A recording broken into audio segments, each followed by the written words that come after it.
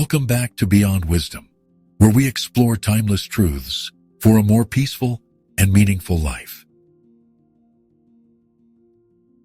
Today, we're reflecting on a question that blends ancient wisdom with our most modern habits.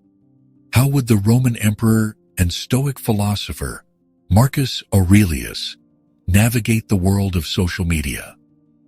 In a time filled with noise, comparison, and endless scrolling, Marcus's teachings offer a calm, grounded perspective. His approach might just help us reclaim our minds and our time. In Meditations, Marcus Aurelius often returned to one essential truth. You are not disturbed by things, but by your judgment of them. If he opened Instagram or Twitter today, he wouldn't waste time reacting to every post or comment. He'd pause, reflect, and most importantly, remember that his peace didn't depend on the opinions of strangers. Social media invites us to absorb the emotions, values, and judgments of others without noticing. We see someone's success and feel like we're behind. We read a harsh comment and feel attacked. But Marcus believed that external events are powerless unless we let them into our inner fortress, the mind. You have power over your mind, not outside events. Realize this, and you will find strength. In the same way, your value isn't defined by likes, followers, or algorithmic approval.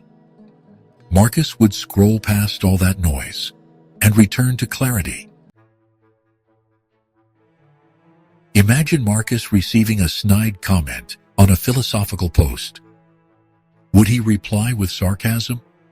Argue for hours? No. He'd likely set the phone down and go for a walk. In his writings, he reminds himself, is a man not stronger than a sound or a reputation? He would see impulsive reactions as traps for the ego. Modern platforms are built to provoke instant reaction, outrage, approval, jealousy. But Marcus saw that impulse as a kind of slavery. The Stoic path is one of deliberate response, not emotional reflex. In a world of hot takes and instant outrage, he would be a quiet presence, responding only when useful and with care. He would remind us, when you are offended at any man's fault, turn to yourself and study your own failings. That doesn't mean silence in the face of injustice. It means speaking from purpose, not pride. Marcus Aurelius believed we become what we give our attention to. In a scroll-heavy world, that message is more vital than ever. The soul becomes dyed with the color of its thoughts, he wrote. What would he make of infinite feeds filled with vanity, anger, or distraction? Likely, he would treat social media like food. Consume only what nourishes. Rather than passively consuming whatever appears, Marcus would be intentional. He'd follow thinkers who sharpen the mind, accounts that encourage virtue, beauty, and simplicity. He wouldn't scroll endlessly. Instead, he might use technology as a tool for reflection, not entertainment. Ask yourself, after spending time online, do I feel clearer or more confused, fuller or more hollow? Marcus would remind us that how we use technology reveals who we are becoming. The Stoics saw fame as empty. Marcus wrote, "Soon you will have forgotten the world, and soon the world will have forgotten you." That wasn't pessimism. It was freedom. In our age, where virality feels like victory, and being seen equals being valued, his words hit differently. Marcus Aurelius was Emperor of Rome. He had more eyes on him than most people today. Yet he constantly reminded himself that public praise was fleeting and often irrelevant. He'd likely see internet fame as just another form of illusion. One day people love you. The next, they mock you. So, why base your self-worth on their shifting preferences? Instead, Marcus focused on living a good life, not being seen living one. His example challenges us to ask, are we living for likes or for legacy? Are we performing or practicing? If Marcus Aurelius had a social account, he wouldn't post selfies or flex his power. He'd likely share short meditations, reminders to be just, honest, calm. His writing wasn't meant to impress. It was meant to improve. In the same way, we can use our online presence to encourage thoughtfulness, to build, not break. Marcus would urge us to examine our intent before we post. Is this for attention, for validation, or does it serve something greater than ourselves? Stoicism teaches that virtue, courage, wisdom, justice, temperance is the only true good. So instead of curating a perfect image, Marcus would remind us to live an imperfectly honest life, on and offline. Marcus Aurelius cherished presence. In Meditations, he often warned against being lost in the past or anxious about the future. Confine yourself to the present, he wrote. Today, one of the great thieves of presence is the phone in our hands. We check it during conversations, meals, even moments of silence.